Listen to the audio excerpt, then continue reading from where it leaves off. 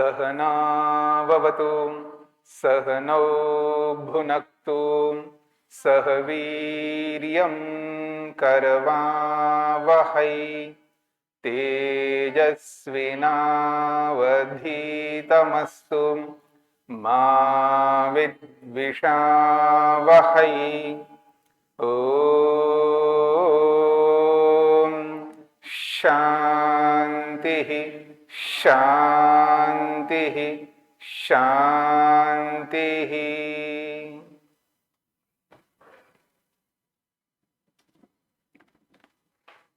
न्याय दर्शन की 21वीं कक्षा है। प्रथम अध्याय के प्रथम आहनिक के 22वें सूत्र को लेकर के विचार चल रहा है। अपवर्ग का लक्षण चल रहा है। अपवर्ग किसे कहते हैं? तद अत्यंत विमोक्षः अपवर्ग। दुख से नितांत मुक्त होना, दुख से सर्वथा पृथक होना, ये अपवर्ग का लक्षण है। इसमें प्रश्न और उत्तर चल रहे हैं। प्रश्नकर्ता का कथन है कि आत्मा का अपना ही सुख है, आत्मा का अपना ही स्वयं का सुख है और वो सुख नित्य है। ये प्रश्नकर्ता का कहना है। और सिद्धांती का ये कहना है, उत्तरकर्ता का ये कहना है, आत्मा का अपना नित्य सुख नहीं है। स्पष्ट हो रहा है? ये दो विषय हमारे सामने हैं, नित्य सुख का होना और नित्य सुख का ना होना। यदि आत्मा का नित्य सुख मानते हैं तो क्या क्या हानि होती है, क्या क्या आपत्ति आती है, क्या क्या प्रश्न खड़े होते हैं, उसको लेकर के यहां पर चर्चा हो रही है। पृष्ठ संख्या 30 पर आप देखिएगा।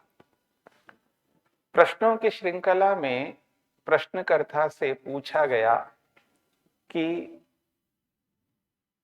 आत्मा का सुख नित्य आप मानते हो और ऊपर से ये भी कह रहे हो कि उसकी अनुभूति भी नित्य है। फिर नित्य मानने पर जब आपत्ति दर्शाई है तो फिर उस अनुभूति को उसने अनित्य ठहराया। अच्छा, हम लोग उसको अनित्य मान लेते हैं, नित्य सुख की अनुभूति को अनित्य मान लेते हैं। अनित्य मानते हैं तो अनित्य जो भी वस्तु होती है वो उत्पन्न होती है, उसका कोई ना कोई कारण होता है। तो उसका कारण बताइए, तो उसका कारण बताया, तो कारण बताया, तो फिर उसका कारण बताइए, तो उसका कारण बताया। ऐसे करते करते समाधि तक पहुंचा दिया। योग समाधि, योग रूपी समाधि से ही वो धर्म विशेष उत्पन्न होता है और जिस धर्म के कारण से नित्य सुख की अनुभूति होती है, यहां तक वो पहुंचा। तब सिद्धांती ने कहा है, यदि वो योग समाधि से वो धर्म विशेष उत्पन्न होता है तो उत्पन्न विनाश भी होगा। जब वो विनाश होगा धर्म, तो जो अनुभूति है वो भी समाप्त हो जाएगी, तो आपकी मुक्ति रह जाएगी। मुक्ति जो है आपकी रह जाएगी, मुक्ति का कोई अर्थ ही नहीं रह पाएगा। ये प्रसंग है। किसी को कोई प्रश्न है पीछे के प्रसंग में? हाँ जी।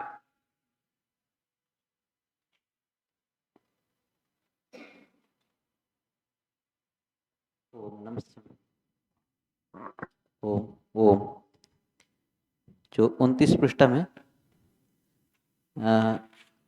नीचे से दूसरा अनुच्छेद है, न सुख भाव न अनभिव्यक्तिरिति उभयस्य नित्यत्वात्। ये थोड़ा सा न सुख भाव न अनभिव्यक्तिरिति, ये क्या कह रहे हैं, समझ नहीं आ रहा।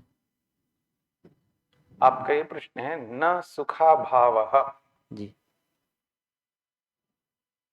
सुख का अभाव नहीं होगा, यही पूछना चाह रहे हैं। जी तो पहले पूरे प्रसंग को समझना है। अभ्यनुज्ञाने च धर्माधर्म फलेन साहचर्यम योगपद्यम गृह्येत, ये वार्तिक है। जी अभ्यनुज्ञाने का अर्थ है स्वीकार कर लेने पर। जी। क्या जो क्या स्वीकार कर लेने पर? जो पहले बताया है कि क्या बताया गया?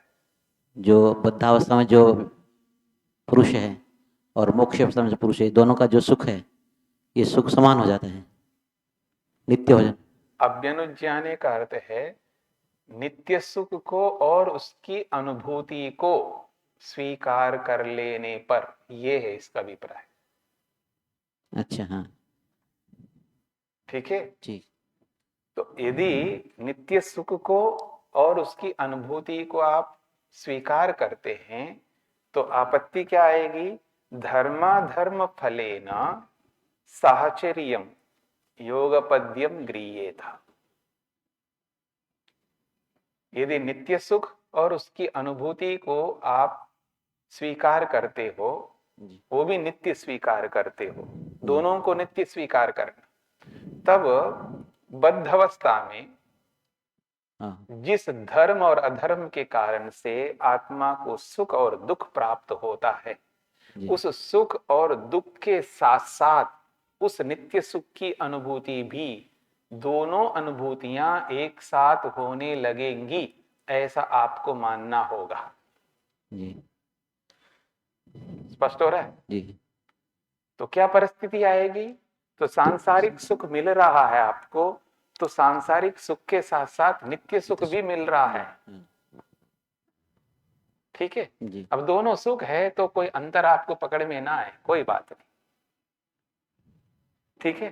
जी लेकिन जब सांसारिक दुख मिल रहा हो, क्योंकि आपके पास में धर्म और अधर्म जो विशिष्ट दो चीजें हैं, तो जब अधर्म के फल स्वरूप में जब दुख मिल रहा होता है, उस दुख के साथ साथ नित्य सुख भी मिल रहा होता है, तो जी। दोनों एक साथ मिल रहे होंगे, ये स्वीकार करना होगा। अच्छा तो क्या ऐसा हो रहा है हमको? जब आपको सिर दर्द होता है, पेट दर्द होता है, हाँ, और कोई दर्द होता है और कोई दुख होता है, उस दुख के साथ साथ वो नित्य सुख भी मिल रहा है आपको? मिल रहा है क्या? ना नहीं मिल रहा है। तो ये कहना चाह रहे हैं। अच्छा तो कह रहे हैं न सुखा भाव, जब सांसारिक दुख अनुभव कर रहे हैं, उस दुख के वक्त, उस समय में सुख का अभाव तो नहीं है। अच्छा सुख तो मिल ही रहा है, नित्य सुख है आपका। न अनभिव्यक्ति अस्ति, और न उसकी अनुभूति की अनभिव्यक्ति है, उसकी अभिव्यक्ति भी हो रही है, यानी उसकी अनुभूति भी हो रही है, दोनों हो रहे हैं। नित्य सुख भी मिल रहा है उस दुख के काल में, और उसकी अनुभूति भी हो रही है, तो दोनों अनुभव हो रहे हैं। इसलिए उभयस्य नित्यत्वात्। क्यों दोनों अनुभव हो रहे हैं? क्योंकि दोनों नित्य दोनों है। नित्य है। स्पष्ट हो गया आपको? जी हो गया आपका? जी और कुछ है? आगे बढ़े। जी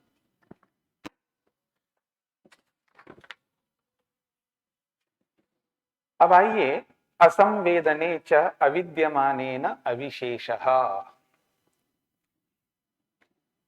असंवेदने, संवेदन का अर्थ होता है अनुभव, और असंवेदन का मतलब है अनुभव के ना होने पर, सप्तमी विभक्ति का है। क्या अनुभव में ना होने, अनुभव के ना होने पर? क्या अनुभव जिसके ना होने पर कहा जा रहा है? क्या है? असंवेदने, सुख की अनुभूति। क्योंकि आपने कहा अनुभूति जो है वो अनित्य है, ऐसा आपने पहले तो नित्य मान रहे थे, तो उसमें दोष दिखाया। दोष दिखाने पर आपने अपना मत बदल करके उसको अनित्य बताया। जब अनित्य बताया तो अनित्य जो है उसका काम है विनाश होना। जब वो अनित्य सुख की अनित्य अनुभूति अनित्य है, तो वो समाप्त हो जाएगी अनुभूति। जब अनुभूति नहीं होगी, नित्य सुख की अनुभूति नहीं होगी, तो क्या परिस्थिति आएगी? अविद्यमानेन अविशेषः, अविद्यमान के साथ समानता को प्राप्त होगा। ना होने पर क्या स्थिति होती है जी? आपके पास सुख है ही नहीं, तो सुख है नहीं है तो सुख नहीं है, यही होगा। मतलब आपके पास घड़ा है जी, नहीं है तो क्या मतलब होता है? नहीं है तो नहीं है, घर में घड़ा नहीं है, यही माना जाएगा ना। तो नित्य सुख है आपके पास में, फिर भी अनुभूति नहीं हो रही है। नित्य सुख है आपके पास में, फिर भी अनुभूति नहीं हो रही है। उसका होना क्या अर्थ है?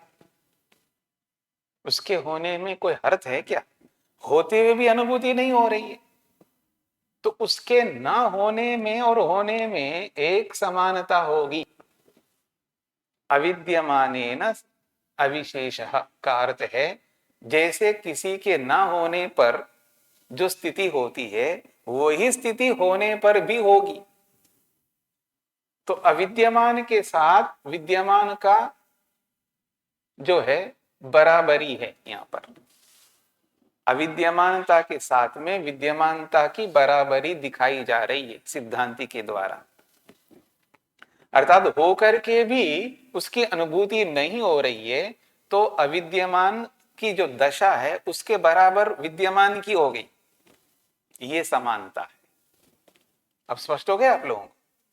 तो यही कहना चाह रहे हैं, असंवेदने सुख की अनुभूति ना होने पर, अथवा यूं कहिए नित्य सुख की अनुभूति ना होने पर अविद्यमान के साथ समानता प्राप्त होगी। अब इसी को खोल के समझा रहे हैं। यदि धर्म क्षयात् संवेदनोपरमः नित्यम सुखम न संवेद्यते इति। यदि धर्म के क्षय हो जाने से जो धर्म विशेष उत्पन्न हुआ था और वो कार्य होने के नाते उसका क्षय हो जाएगा, तो यदि धर्म का क्षय हो जाने से संवेदनोपरमा अनुभूति भी समाप्त हो जाएगी, अर्थात नित्यम सुखम न संवेद्यते, फिर नित्य सुख की अनुभूति नहीं हो पाती इति, ऐसा मानना होगा। जब ऐसा होगा तो अब उस पर आप पर हमारा प्रश्न है, किम विद्यमानम न संवेद्यते अथ अविद्यमानम, क्या वो नित्य सुख होकर के अनुभव में नहीं आ रहा है अथवा नहीं है इसलिए अनुभव में नहीं आ रहा है? क्या मानूं मैं? इति न अनुमानम विशिष्टे अस्ति इति, विशेष में कोई अनुमान नहीं। विशिष्टे अर्थात नहीं जी, होकर के भी अनुभव में नहीं आ रहा है, इसको विशेष माना जा रहा है। पर इस विशेष में कोई आपके पास अनुमान नहीं है, अर्थात कोई प्रमाण नहीं। आप ये कहना चाहते हैं कि है जी लेकिन अनुभव में नहीं हो रहा है। ऐसे कैसे हो सकता है लेकिन अनुभव में नहीं हो रहा है? हाँ, ये कह सकते हो नहीं है इसलिए अनुभव में नहीं हो रहा है, लेकिन है भी कह रहे हो और अनुभव में नहीं हो रहा है, तो इस विशेष में आपके पास कोई प्रमाण है क्या? कोई अनुमान है क्या? है नहीं है। तो जब प्रमाण नहीं है तो हम मानेंगे कैसे आपकी बात को? इसलिए कहते हैं इति न अनुमानम विशिष्टे, विशिष्टे अस्ति इति न अनुमानम, इस विशेष के होने में कोई अनुमान नहीं आपके पास। स्पष्ट हो गया आप लोगों को? आगे बढ़े। अब वो बदल रहा है अपनी बात को, जब खंडन होते ही वो बदल रहा है। अप्रक्षयश्च धर्मस्य, देखो जी मेरी ओर देखना, उत्पन्न तो होता है धर्म, विशेष धर्म, पर उत्पन्न होकर के नष्ट नहीं होगा। क्या मान रहा है? उत्पन्न तो होगा लेकिन नष्ट नहीं होगा। अप्रक्षयश्च धर्मस्य, धर्म को नष्ट न होने वाला मानता हूं। धर्मस्य अप्रक्षयः, चा का मतलब है और एक बात, मेरी बात सुन लो आप, एक और बात मेरी सुन लो। आप क्यों मेरे पीछे पड़े हो, ऐसा मत करना। ये तो बड़े मुश्किल से उत्पन्न होता है विशेष धर्म, और उत्पन्न जो हो गया है अब उसको आप नाश करने की ओर तुले हुए हो। वो कहता है नहीं, धर्मस्य अप्रक्षयः, ये जो धर्म विशेष उत्पन्न हुआ है इसका अप्रक्षय अर्थात विनाश नहीं होगा, ऐसा वो कहना चाहता है। स्पष्ट हो गया जी। तो सिद्धांति कहते हैं निरनुमानम, इसमें कोई आपके पास अनुमान नहीं हो पाएगा, यानी इसमें कोई प्रमाण नहीं है आपका। इस कथन में आपके पास में कोई प्रमाण नहीं है, अर्थात कोई उत्पन्न हो और वो नष्ट ना हो, इसमें आप कोई भी प्रमाण नहीं दे सकते। क्यों? उत्पत्ति धर्मकत्वात्, ये विशिष्ट हेतु है, उत्पत्ति धर्मकत्वात्। आप समझ में आ गया आपको क्या? उत्पत्ति धर्मकत्वाद ये हेतु है। इससे पहले प्रतिज्ञा क्या है? अनित्य, विनाश होगा। आपका जो धर्म है, आपने कहा ना अप्रक्षय, नहीं प्रक्षय, धर्मस्य प्रक्षयो भवति इति मम सिद्धांतः, धर्मस्य प्रक्षयो भवति इति मम प्रतिज्ञा, कस्मात् उत्पत्ति धर्मकत्वात्, ये सिद्धांति कहना चाह रहे। हाँ, धर्म का नाश नहीं होगा आप कहना चाह रहे हो, इसमें आपके पास कोई प्रमाण नहीं है। निरनुमानम, आपके पास कोई अनुमान नहीं है। क्यों? उत्पत्ति धर्मकत्वात्, उत्पन्न धर्म वाला होने से, अर्थात मेरी प्रतिज्ञा है आपका धर्म नष्ट होगा, प्रक्षय होगा, धर्मस्य प्रक्षयः भवति, ये सिद्धांति की प्रतिज्ञा बनेगी। क्यों? उत्पत्ति धर्मकत्वात्, उत्पन्न धर्म वाला होने से। व्याप्ति दिखा रहा हूं, जो जो उत्पन्न होता है उसका नाश होता है, ये मेरी व्याप्ति है। जैसे घड़ा, ये मेरा उदाहरण है। सुना है ना आपने व्याप्ति को लेकर के जो बात हो रही थी वहां पर। अब व्याप्ति नहीं दिखा रहे हो, बिना व्याप्ति। अब व्याप्ति दिखाने की बात करे तो आदमी दाएं बाएं झांके होता नहीं। आप तैयारी करके आइए ना, आप तैयारी करके आओ। अगर आप अपनी बात रखते हो, अपनी प्रतिज्ञा रखते हो, देखिए बताना बोलना बहुत आसान है, आपका मंतव्य प्रस्तुत करना बड़ा आसान है, पर अपने मंतव्य को बताते समय हमें ये ध्यान रखना होगा कि मैं जो अपना मंतव्य रख रहा हूं इसके पीछे प्रमाण भी होने चाहिए। और जब बात आती है वाद की, या सामने वाले नहीं स्वीकार करेंगे, तो वहां पर मेरे को ये देखना होगा जो मैं कह रहा हूं इसमें मेरे को हेतु देना होगा, और उस हेतु को दिखाना होता है, उदाहरण के साथ साम्यता दिखाना होता है। हेतु और उदाहरण के बीच में जो साम्यता है यही तो व्याप्ति है, और ये दुनिया में सबसे कठिन बात है। ये आगे आपको पता लगेगा। यहां पर हेतु और उदाहरण की साम्यता दिखाना, चाहे वो साध्यधर्म से दिखाओ या वैधर्म से दिखाओ, ये दोनों ही अत्यंत कठिन काम है। आप आगे पढ़ेंगे आपको पता लगेगा। अगर इस हुनर को जो पकड़ लेता है, इस बात को जो जान लेता है, फिर उसको हराना दुनिया में कठिन हो जाएगा। जो व्याप्ति दिखा करके हेतु और उदाहरण की साम्यता दिखा दे, दोनों का संबंध दिखा दे, तो जब संबंध दोनों का होगा तो फिर उसको कैसे आप हटा सकते हैं? पर हम हेतु ऐसा देते हैं, हेतु ऐसा देते हैं, और वो हेतु और उदाहरण की साम्यता नहीं बैठ पाती है, और जब बैठेगी नहीं तो व्याप्ति नहीं बन पाती है। अथवा यूं कहूं, व्याप्ति के न बनने से ही उदाहरण और हेतु के साथ साम्यता नहीं बैठती है। व्याप्ति जरूरी होती है। और आखिर ये व्याप्ति है क्या चीज?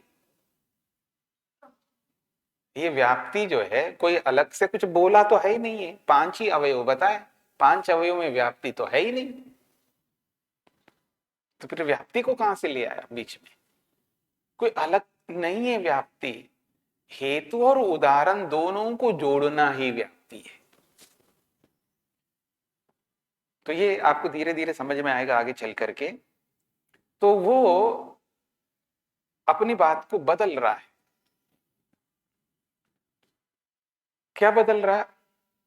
अप्रक्षयश्च धर्मस्य, धर्म नष्ट नहीं होगा, उत्पन्न होता है कह रहा है लेकिन नष्ट नहीं होगा कह रहा है। योग समाधि जो धर्मो न क्षीयते इति, अब उसकी व्याख्या कर रहे हैं तो आपको स्पष्ट हो जाएगा।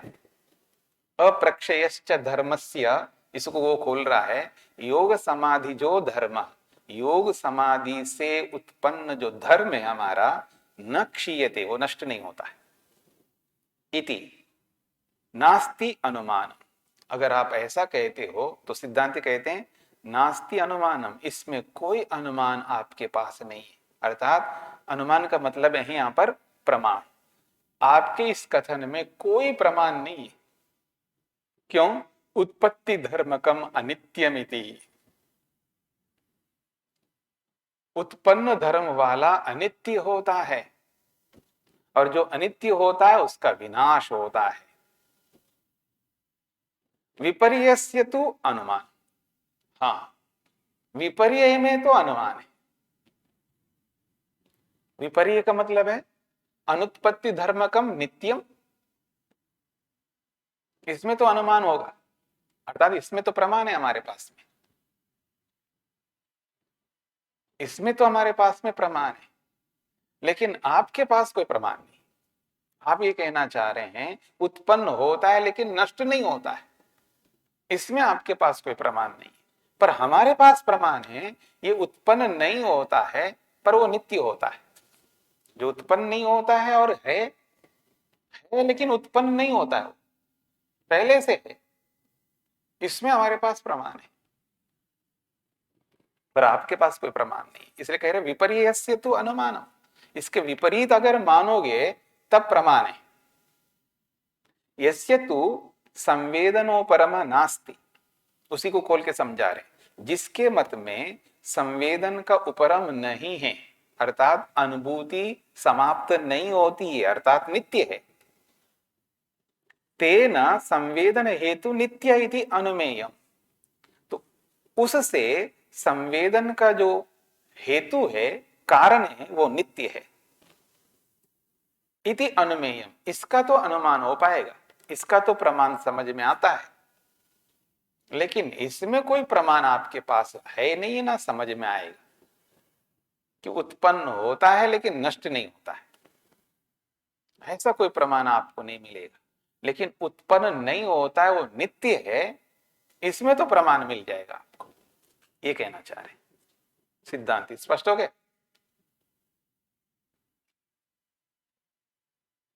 बोल नहीं रहे आप लोग, स्पष्ट हो गए ना?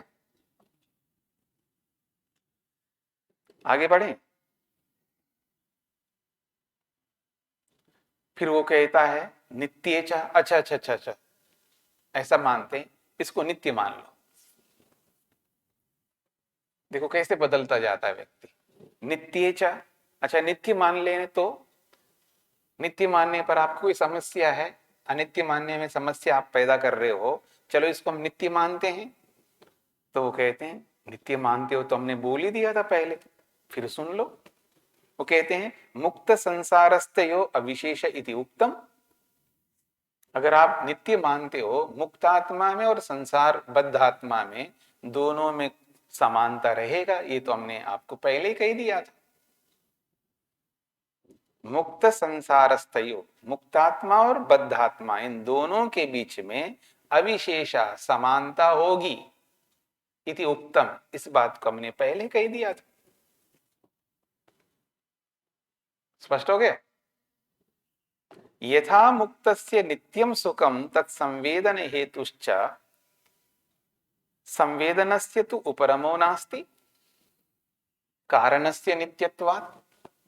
इसी वार्तिक को खोल के समझा रहे हैं, यथा जैसे कि मुक्तस्य नित्यम सुखम, मुक्तात्मा को नित्य सुख मिल रहा है, तत्संवेदन हेतुश्च, और उसका अनुभव का जो कारण भी है, हेतु, वो भी नित्य है।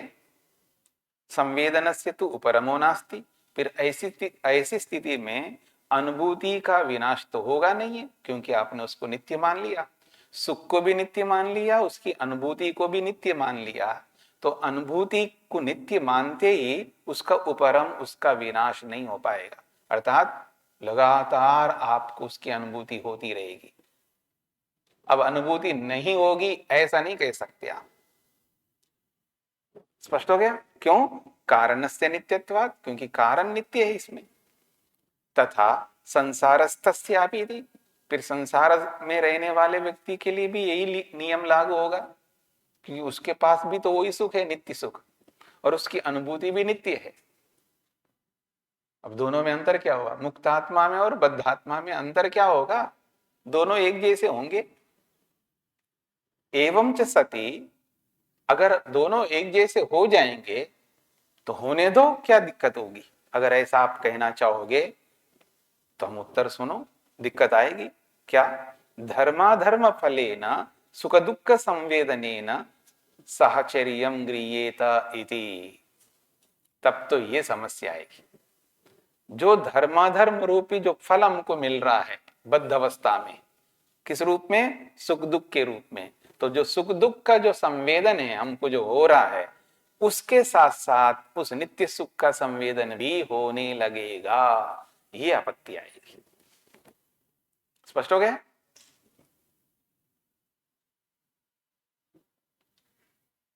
आगे बढ़े। अब वो ये बोलते ही तिलमिला गया वो प्रश्न करता। अब उसके पास उत्तर कहां से, मतलब कैसे वो समाधान करेगा?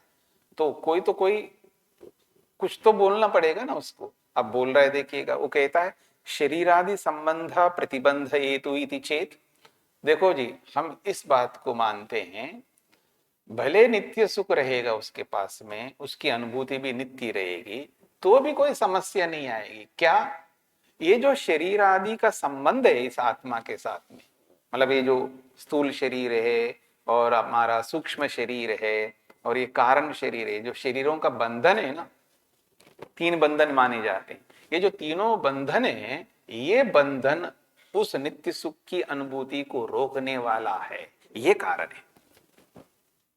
तो कहते शरीर आदि संबंध प्रतिबंध हेतु इति चेत, शरीर आदि का जो संबंध आत्मा के साथ है, यही संबंध उस नित्य सुख का प्रतिबंधक है, विरोधी है, उसको रोकने वाला है, यही हेतु है हमारे पास में। यदि ऐसा हम कहे तो स्पष्ट हो रहा है? तो कहता है सिद्धांति, ना, ऐसा नहीं कह सकते आप, ऐसा नहीं कह सकते। क्यों नहीं कह सकते जी? तो उत्तर दे रहे, शरीर आदि नाम उपभोगार्थत्वात्। अरे भले आदमी, ये जो शरीर हमको मिलता है, क्यों मिलता है हमको? बताइए, शरीर क्यों मिलता है? नहीं, मैं जिनसे पूछूंगा वो बताएंगे।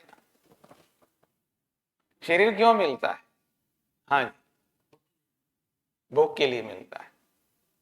तो ठीक है, भोग के लिए मिलता है, लेकिन ये कहा जा रहा है शरीर आदि संबंध प्रतिबंध हेतु, शरीर का जो बंधन है ये उस नित्य सुख को रोकेगा, इसलिए कोई समस्या नहीं आएगी। अब बताओ, समस्या तो आने का नहीं है, समस्या क्यों आएगा? तो कहता है समस्या ही समस्या है। जिसको आप रोकने वाला कहते हो वो रोकेगा क्यों? उसका काम ही भोग कराना है। सुख मिल रहा हो कहीं से, हाँ, और शरीर का क्या काम है? वो भुगाता है। शरीर मिला ही भुगाने के लिए, और भुगाने वाला रोकेगा, ऐसा कैसे कह सकते हैं? नहीं पकड़ में आ रहा है? हाँ, माँ, बेटा कह रहा माँ भूख लग रही है, अरे माँ का धर्म है खिलाने का। बेटा आगे होकर के बोल रहा है कि मेरे को भूख लग रही है, तो माँ क्या करेगी? खिलाएगी। माँ है ही खिलाने के लिए, माँ है पिलाने के लिए, माँ है सुलाने के लिए, माँ है मेरी रक्षा करने के लिए, मेरी पालना करने के लिए, मेरा देखभाल माँ ही करती है, माँ होती है इसी काम के लिए। बात समझ में आ रही है ना? तो ठीक ऐसा ही शरीर है किसके लिए? उपभोग के लिए है। और उपभोग कराने वाले शरीर को आप रुकवा रहे हो, ये कैसे हो सकता है? अब तो स्पष्ट हो गया। तो इसलिए कह रहे हैं शरीर आदि का संबंध जो है वो प्रतिरोधक नहीं है, बल्कि वो साधक बनेगा। इसलिए कह रहे हैं ना, आपका ये कहना ठीक नहीं है, क्योंकि शरीर आदि नाम उपभोगार्थत्वात्, शरीर आदि जो भी हमें मिले हुए हैं ये केवल केवल केवल उपभोग कराने के लिए मिले हैं। नहीं तो क्यों, क्या करेंगे शरीर का? क्या मतलब है शरीर का मिलना मेरा? इसका मिलना यही है क्योंकि ये उपभोग कराते हैं। विपर्ययस्य च अननुमानम अननुमानात्, इसका उल्टा आपके पास कोई प्रमाण नहीं है। विपर्यय का मतलब है नहीं जी, शरीर तो मिल जाता है लेकिन वो उपभोग को रोकता है, इसमें आपके पास कोई प्रमाण न होने से। पर हम ये प्रमाण आपको झड़ियां लगा देंगे कि शरीर क्यों मिला है जी? उपभोग के लिए मिला है। भोगापवर्गार्थम दृश्यम, भोग अपवर्ग के लिए ही ये शरीर है। अच्छा, आप बताएंगे? वहां तो दृश्य बोला है, शरीर कहां बोला है वहां पर?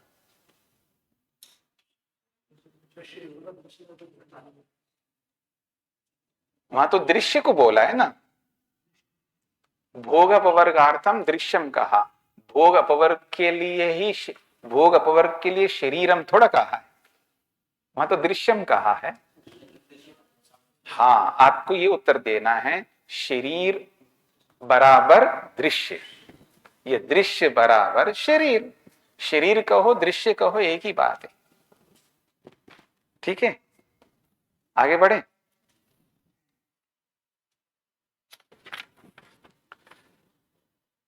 स्यात् मतम, ऐसा किसी का मत हो। कैसा? शरीर अवस्थस्य शरीरादि संबंध नित्य सुख संवेदन हेतु प्रतिबंधक, उसी बात को स्पष्ट करके समझा रहे हैं पिछली बात को। स्यात् मतम, ऐसा किसी का मत हो। शरीरावस्थस्य, शरीर में आए हुए आत्मा का, ठीक है। अच्छा, संसार अवस्थस्य, संसार में रहने वाले आत्मा का।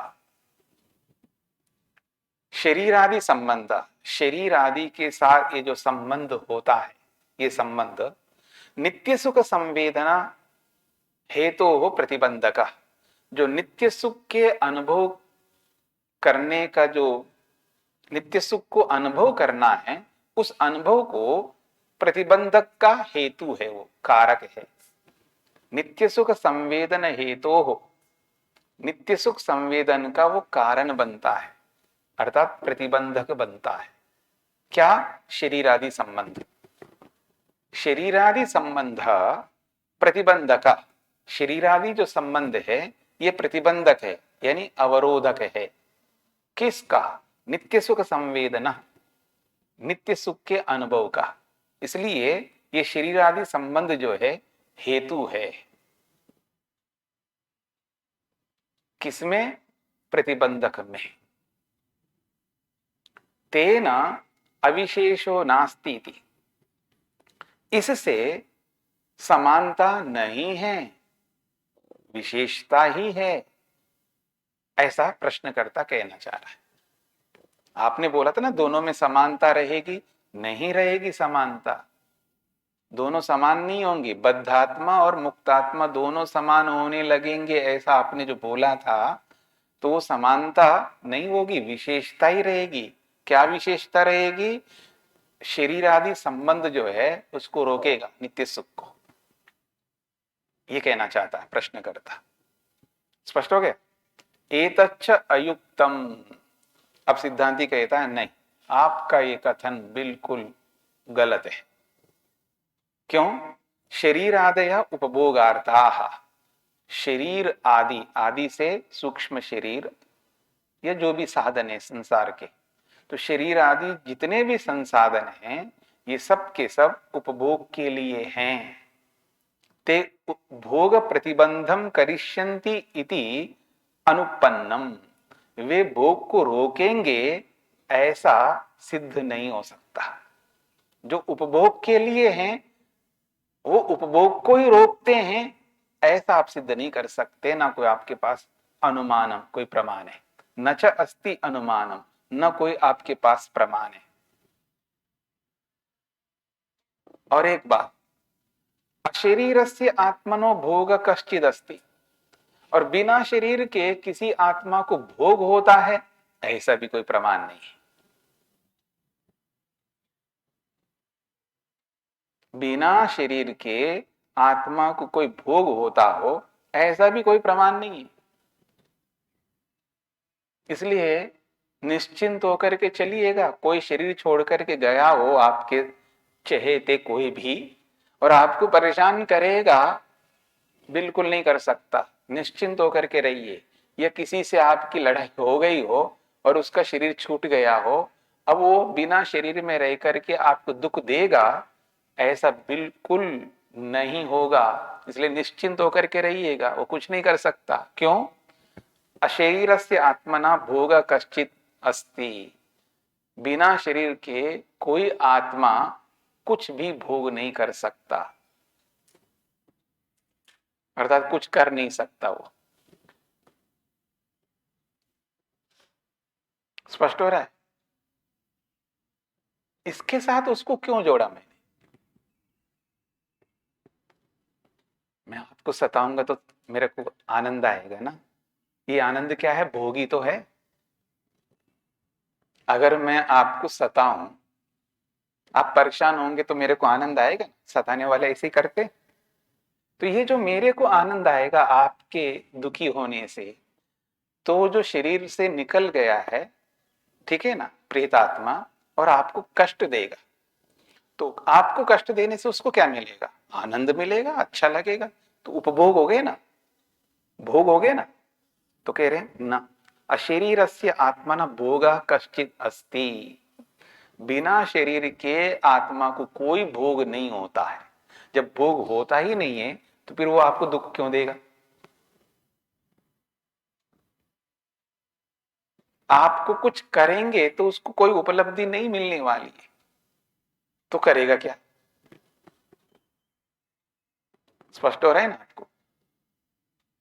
क्योंकि कोई भी आपके साथ कुछ करेगा तो उसमें उसकी उपलब्धि होगी। बिना उपलब्धि के कोई कुछ नहीं कर सकता। इतना परोपकारी कोई नहीं है दुनिया में। इतना कोई परोपकारी नहीं है कि मेरे कुछ ना मिले लेकिन आपकी हानि हो, ऐसा कोई नहीं है। स्पष्ट हो रहा है ना? मतलब बाह्य चीज ना मिले लेकिन आंतरिक चीज मिलता है ना व्यक्ति को, तभी तो कुछ करेगा वो व्यक्ति। जब आपको कुछ नहीं मिलने का है तो आप कुछ नहीं कर सकते। इसलिए यहां पर बोला गया है कि अशरीरस्य आत्मनः भोगः कश्चिद अस्ति। अब प्रश्नकर्ता कहने लगा, इष्टादिगमार्थो प्रवृत्तिरिति चेत। देखिए, आत्मा की प्रवृत्ति जो होती है वो इष्ट को प्राप्त करने के लिए होती है। इष्टादिगमा, इष्टादिगमार्थाः, इष्ट को पाने के लिए व्यक्ति प्रवृत्ति करता है। यदि ऐसा हम माने तो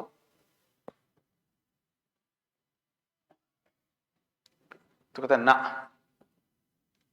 कोई ऐसा प्रवृत्त नहीं होता है। अब यहां से समझने का प्रयत्न करना, यहां से समझने के प्रयत्न करना कि वात्स्यायन जी क्या कहना चाह रहे हैं। इस बात को समझने का प्रयत्न करिएगा। मनुष्य जो है इष्ट को पाने के लिए मेहनत करता है, तो वो उत्तर दे रहे ना, इष्ट को पाने के लिए मेहनत नहीं करता। फिर क्या करता है आदमी? अनिष्टो परमार्थत्वा, अनिष्ट को दूर करने के लिए मेहनत करता है। स्पष्ट हो रहा है? दोबारा बोल देता हूं। मनुष्य जो है इष्ट को पाने के लिए, अब इष्ट का अर्थ अब मैं आपको आपके शब्दों में बोलूंगा, मेरे शब्द आपको समझ में नहीं आ रहे तो आपके शब्दों को बोलता हूं मैं। आदमी सुख को पाने के लिए मेहनत करता है। स्पष्ट हो रहे हैं?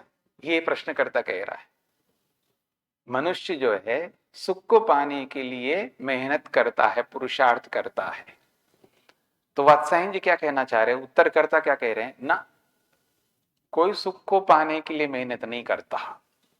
फिर क्या करता है? कहता है दुख को दूर करने के लिए मेहनत करता है। वात्सायन जी क्या कह रहे हैं? दुख को दूर करने के लिए मेहनत करता है व्यक्ति, सुख को पाने के लिए कोई मेहनत नहीं करता।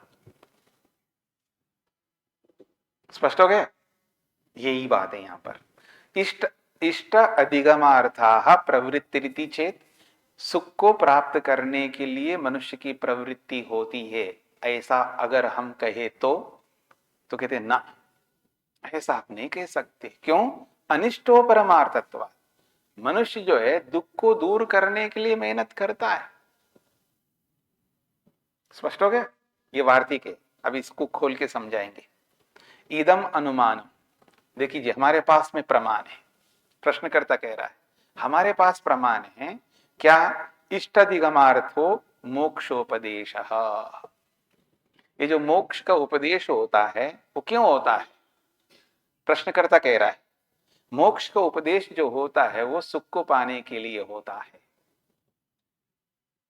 और मुमुक्षु नाम प्रवृत्तिश्च, इसलिए मुमुक्षुओं की प्रवृत्ति भी इसलिए होती है, सुख को प्राप्त करने के लिए। स्पष्ट हो गया?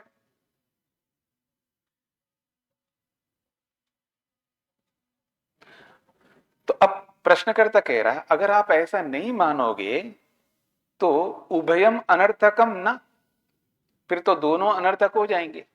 मोक्ष का उपदेश करना बेकार हो जाएगा और उसकी प्रवृत्ति भी बेकार हो जाएगी, इसलिए बेकार नहीं होंगे। तो न उभयम अनर्थकम, ये दोनों अनर्थक नहीं है, दोनों सार्थक है, ये प्रश्नकर्ता कह रहा है। न उभयम अनर्थकम, उभयम का मतलब ये दोनों, दोनों कौन? मोक्ष का उपदेश और प्रवृत्ति। तो मोक्षोपदेश और प्रवृत्ति ये दोनों व्यर्थ नहीं है।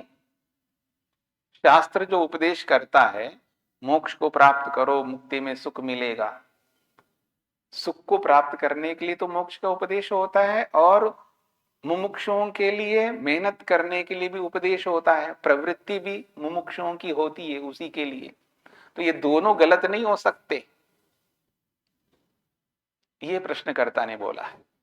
अब सिद्धांती कहते हैं ना, एतच्च अयुक्तम, ये आपका कथन ठीक नहीं है। क्यों?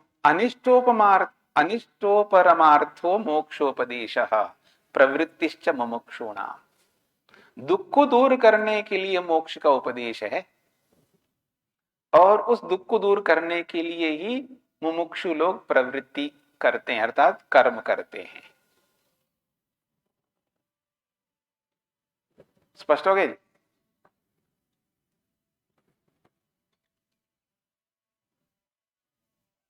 न इष्टम अनिष्टेन अननुविद्धम संभवति इति इष्टमपि अनिष्टम संपद्यते,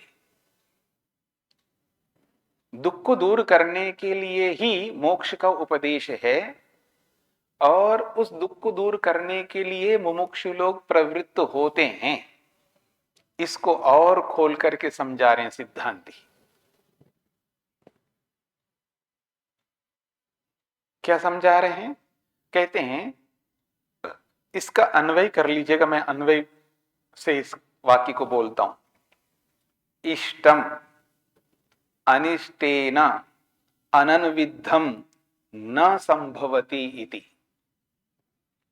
फिर बोल रहा हूं, इष्टम अनिष्टेन अननुविद्धम न संभवती इति। स्पष्ट हो गया? इष्टम का मतलब है सुख और अनिष्ट का मतलब है दुख।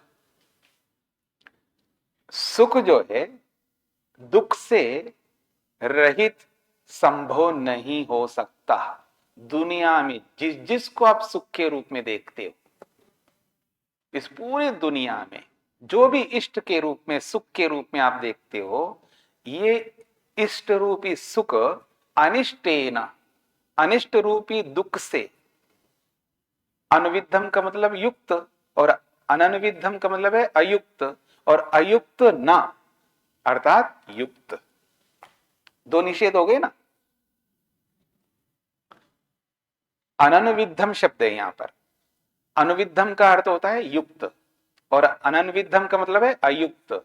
फिर अयुक्त को न से मना कर दिया अर्थात युक्त है। तो अर्थ होगा सुख दुख से युक्त, सुख दुख से वियुक्त संभव नहीं हो सकता। इसलिए जिसको आप सुख मानते हो, इष्टम अपि अनिष्टम संपद्यते, इसलिए वो सुख भी दुख बन जाता है, क्योंकि वो सुख दुख से वियुक्त तो है ही नहीं। अर्थात प्रत्येक सुख में दुख मिला हुआ है, जो योग कहता है। उसी बात को यहां पर प्रस्तुत कर रहे हैं महर्षि वात्स्यायन। इष्टम अपि अनिष्टम संपद्यते, सुख भी दुख बन जाता है। ये सुख दुख कैसे बनेगा जी? इसलिए क्योंकि सुख कोई दुनिया में ऐसा नहीं है जिसमें दुख मिला हुआ ना हो। जब सुख में दुख मिला हुआ है तो उसको मैं कैसे मानूं वो सुख है? वो सुख भी दुख बन जाता है, अर्थात वो दुख रूप है। और उस दुख रूप को छोड़ने के लिए, उससे मुक्त होने के लिए ही व्यक्ति की मुमुक्षु व्यक्ति की प्रवृत्ति होती है। मुमुक्षु व्यक्ति की प्रवृत्ति सुख के लिए बिल्कुल नहीं होती है, ये सिद्धांत स्थापित कर रहे हैं। स्पष्ट हो गया? अनिष्ट हानाय घटमानः इष्टमपि जहाति, उसी बात को और स्पष्ट कर रहे हैं। अनिष्ट हानाय, दुख को दूर करने के लिए घटमानः प्रयत्न करता हुआ, इष्टमपि जहाति, सुख को भी वो छोड़ देता है। दुख को दूर करने के लिए प्रयत्न करता हुआ जो सुख दिखता है उस सुख को भी छोड़ देता है। हाँ जी, मेरी ओर देखिए। अचानक यहां बाढ़ आ जाए और भयंकर बाढ़ आ जाए यहां पर, ठीक है ना, और बाढ़ में सब बहते जा रहे हैं, और उस बाढ़ से बहने से बचने के लिए आप भाग रहे हैं कहीं सहारा लेने के लिए, और साथ में आपकी अटैची दिखाई दे रही जिसमें पैसे हैं। कुछ समझ में आ रहा है? और वो पैसा जो है आपके लिए सुख है ना, अरे वो होगा ही तो आगे कुछ करूंगा। अरे जाए भाड़ में अटैची, इस अटैची के चक्कर में मैं भी बह जाऊंगा, तो आप क्या करोगे? छोड़ दोगे। यही बताया जा रहा है। अनिष्ट हानाय, दुख को छोड़ने के लिए घटमानः प्रयत्न करता हुआ व्यक्ति इष्टमपि जहाति, सुख को भी छोड़ देता है। किस सुख के चक्कर में पड़े हो आप? स्पष्ट हो रहा है ना? किस सुख के चक्कर में पड़े हो? इसलिए अंत में एक बात कही है, विवेक हानस्य अशक्यत्वात्। नहीं, मेरी ओर देखो, मैं हंस हूं, केवल दूध दूध निकाल लूंगा, पानी को छोड़ दूंगा, ये संभव नहीं है। कुछ समझ में आ गया? नहीं जी, मैं बड़ा चालाक आदमी हूं कि जो दुख है संसार में, उस या जो सुख आप कह रहे हैं सुख में भी दुख है, तो ये हुनर तो मुझको आता है, मैं उसमें से केवल सुख सुख ले लूंगा, दुख को छोड़ दूंगा, ये हो नहीं सकता। ये हो नहीं सकता कह रहे, विवेक हानस्य अशक्यत्वात्। इसका अर्थ है विवेक से मैं केवल सुख सुख उसमें से ले लूंगा और दुख को छोड़ दूंगा, ये अशक्य है, ये असंभव है, ये हो नहीं सकता। स्पष्ट हो रहा है? आगे बढ़े। दृष्टातिक्रम च। अब प्रश्नकर्ता कह रहा है, देखिएगा, दृष्ट का अतिक्रम हम करते हैं। दृष्ट का अतिक्रम का मतलब है जो भी हमारे पास आज है, शरीर, इंद्रियां, मन, मोटर, गाड़ी, बंगला, जो कुछ भी है, इसको छोड़ के हम मुक्त हो जाएंगे और वहां पर नित्य सुख मिलेगा, नित्य शरीर मिलेगा। ये तो अनित्य है, ये तो छूटने वाला है, समाप्त होता है। और मुक्ति में जो शरीर मिलेगा वो नित्य रहेगा, बना रहेगा आपका शरीर।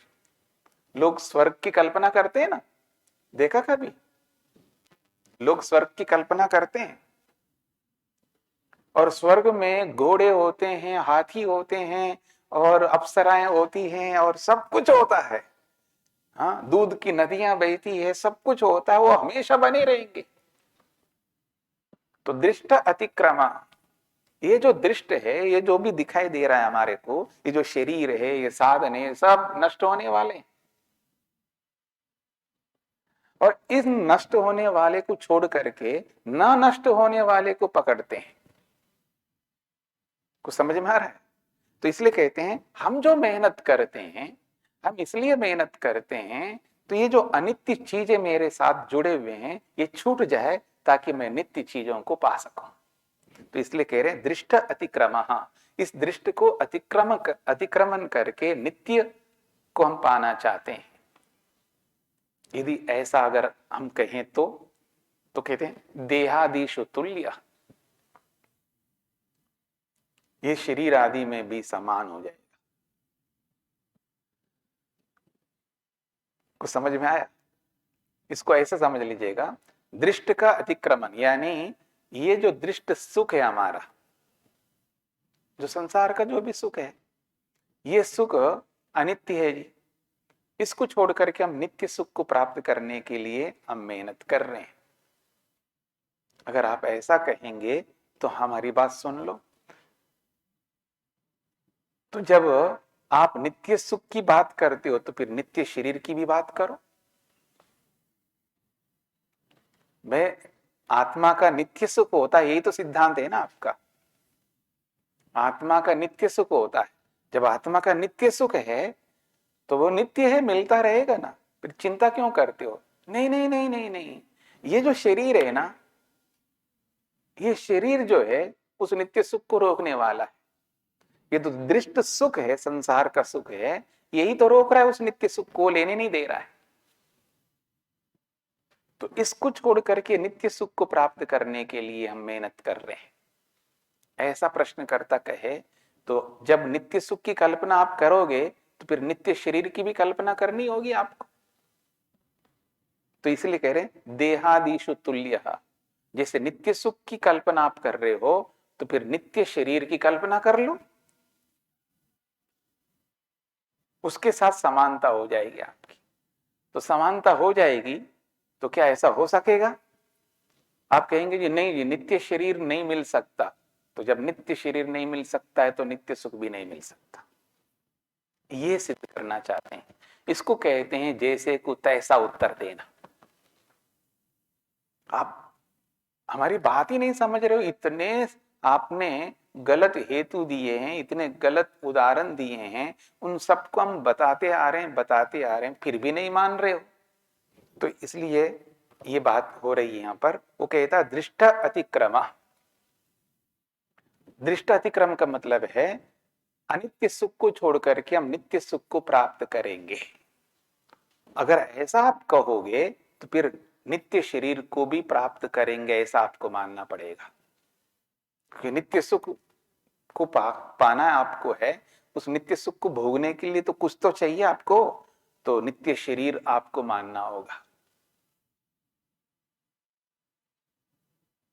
नहीं नहीं नहीं नहीं नहीं, नित्य शरीर तो नहीं मिलेगा लेकिन नित्य सुख मिलेगा, ये नहीं बोल सकते। मतलब एक बात आपकी मानी जाएगी, दूसरी बात नहीं मानी जाएगी, ऐसा नहीं हो सकता, ये कहना चाह रहे हैं।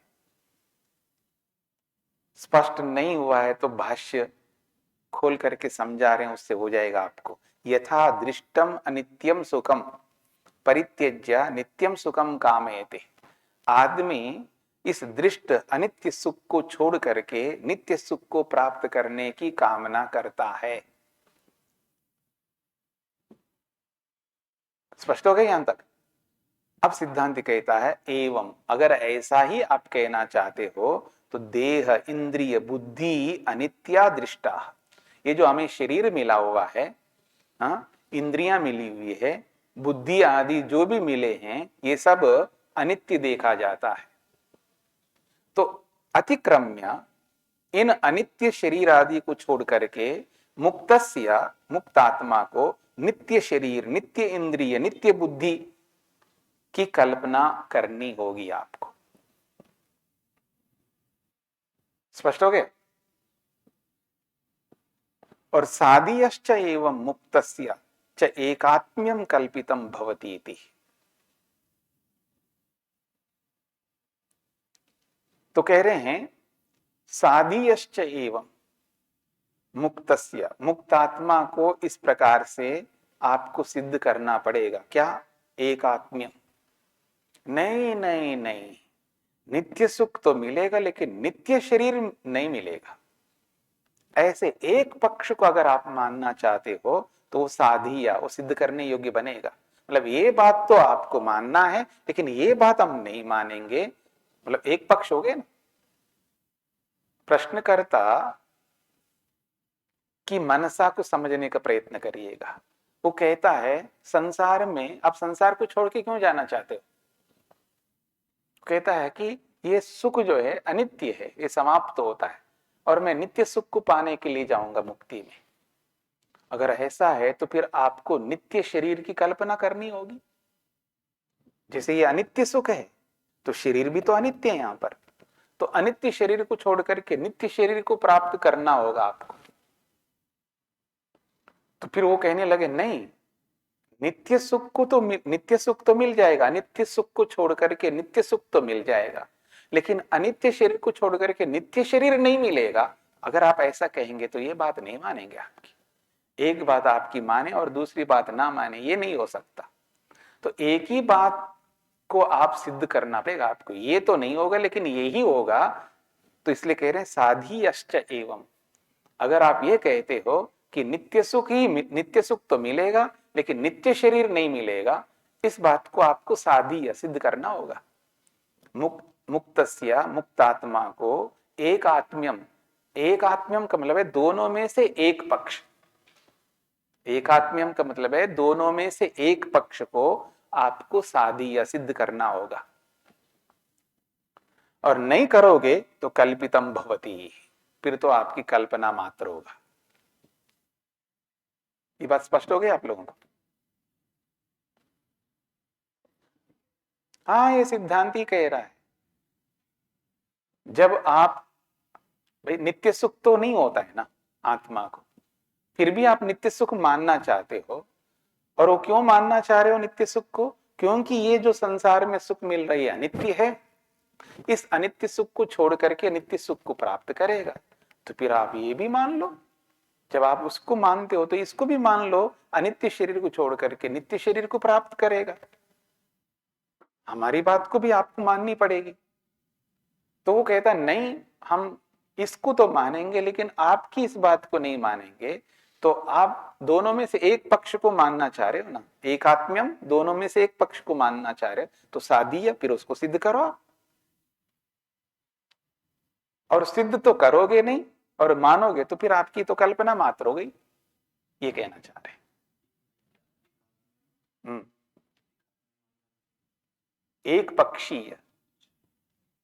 एक पक्षीय सिद्धांत माना जाएगा। द्विपक्षीय सिद्धांत नहीं माना जाएगा। और जब ऐसा है तो कल्पितम भवती थी, फिर वो तो आपका कल्पना मात्र है। कि जो आप बात कहो तो द्विपक्षीय बात कहना चाहिए ना आपको, यानी आप भी मान ले और हम भी मान ले, ऐसी बात कहो ना। आप कोई बात किसी को समझाएंगे, इसलिए समझाएंगे ना कि वो भी मान ले। मैं तो मान ही रहा हूं, इसलिए तो मैं आपको समझा रहा हूं, और आप मान नहीं रहे हो, तो द्विपक्षीय होना चाहिए ना। आप जो भी सिद्धांत रखो तो द्विपक्षीय होना चाहिए, एक पक्षी नहीं होना चाहिए। तो आप एक हाथ में एक पक्षी बात को रख रहे हो, वो द्विपक्षीय नहीं है, इसलिए वो कल्पित हो जाए। कल्पित मानना, कल्पित कल्पित मानना होगा उसको। ठीक है, ये स्पष्ट हो गया आप लोगों को? आगे बढ़िए।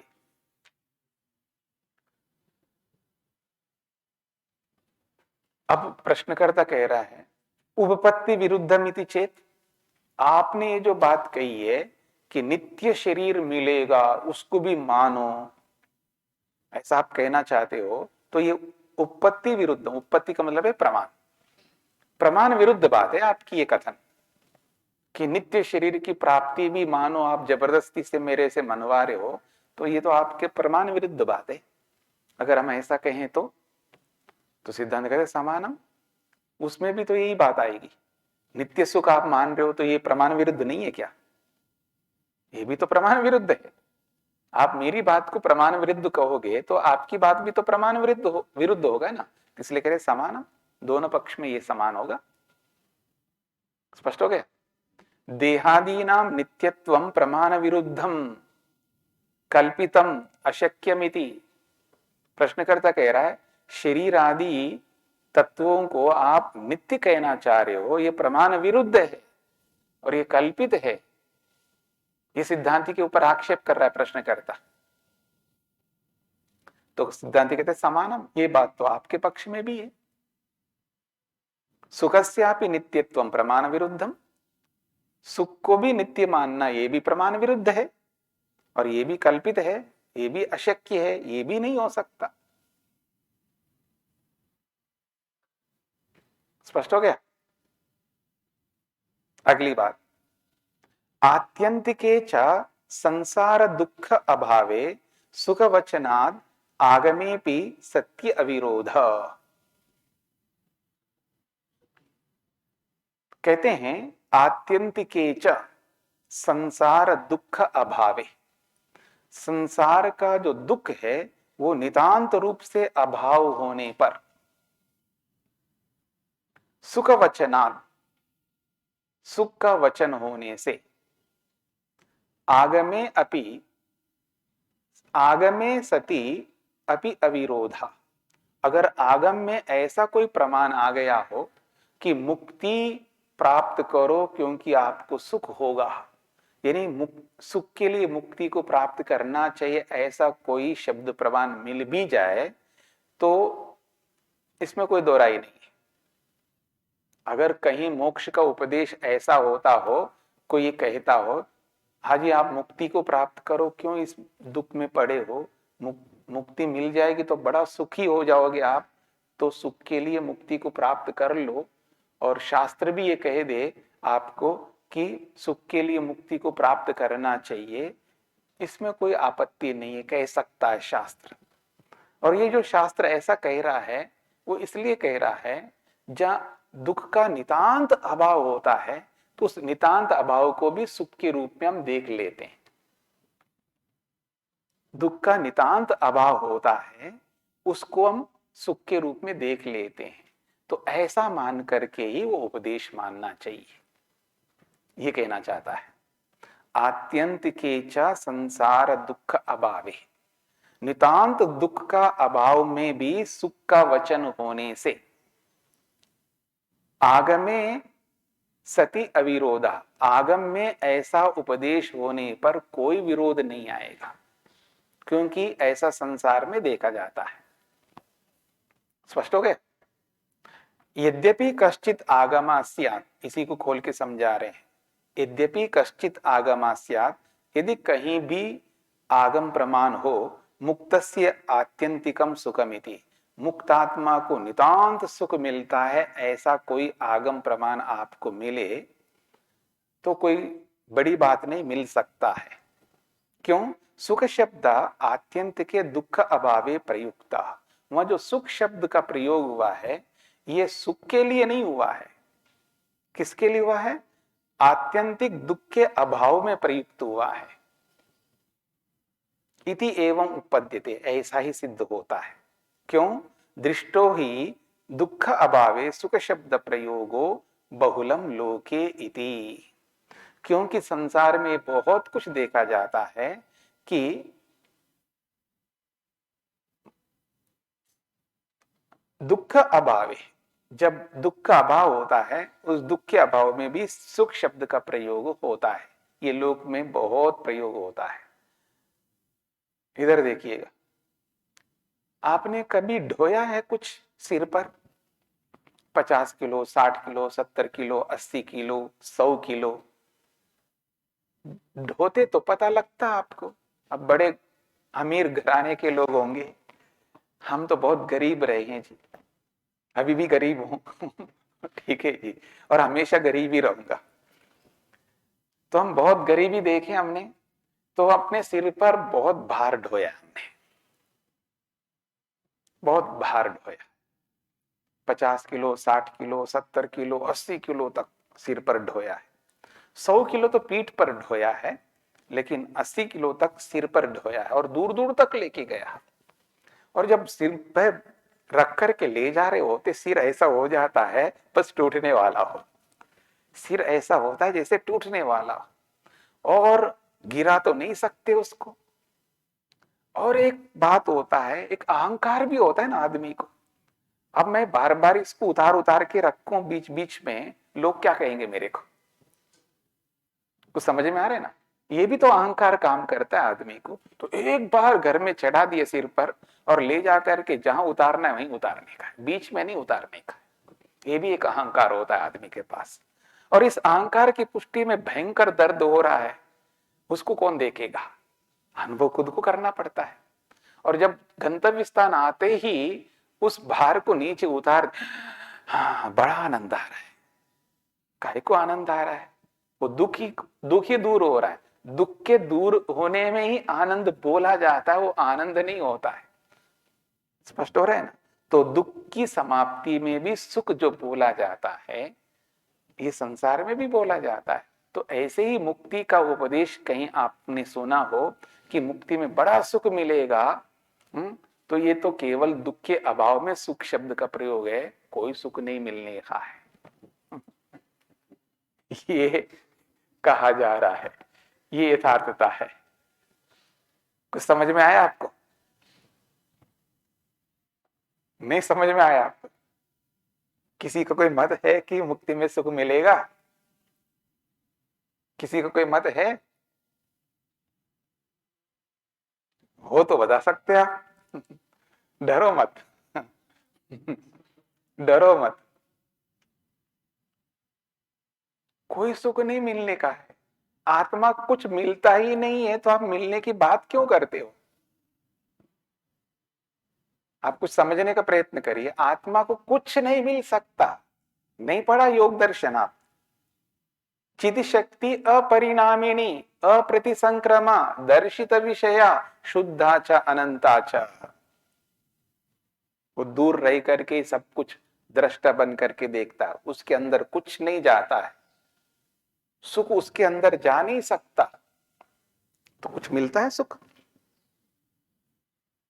कोई दुख नहीं कोई सुख नहीं मिलेगा। इसलिए ये जो दुख से अलग होना ही, ये जो दुख देख करके मेरे को कष्ट हो रहा है ना, ये देखना ना पड़े, इसी के लिए मुक्ति है। स्पष्ट हो रहा है ना? तो इसलिए मुक्ति के लिए प्रवृत्ति जो होती है,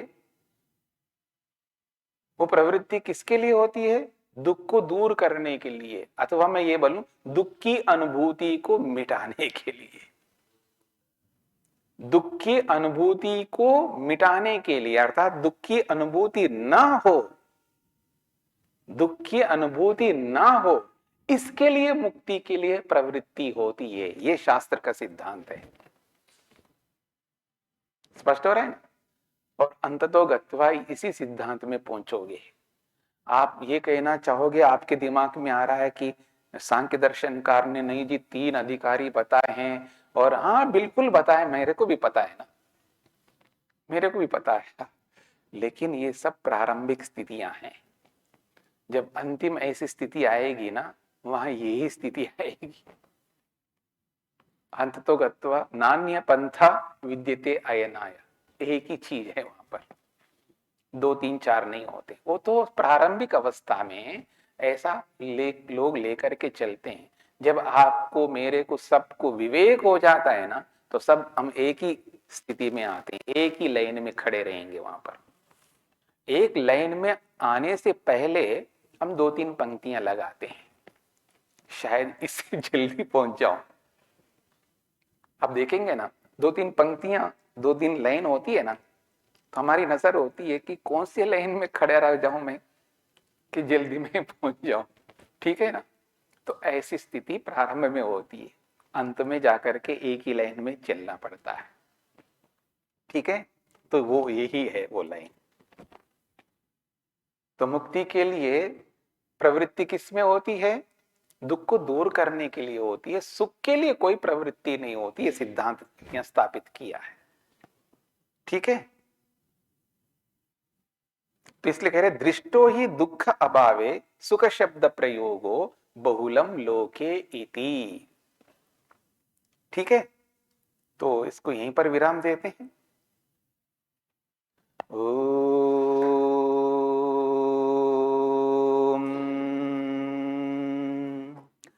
शांति शांति शांति।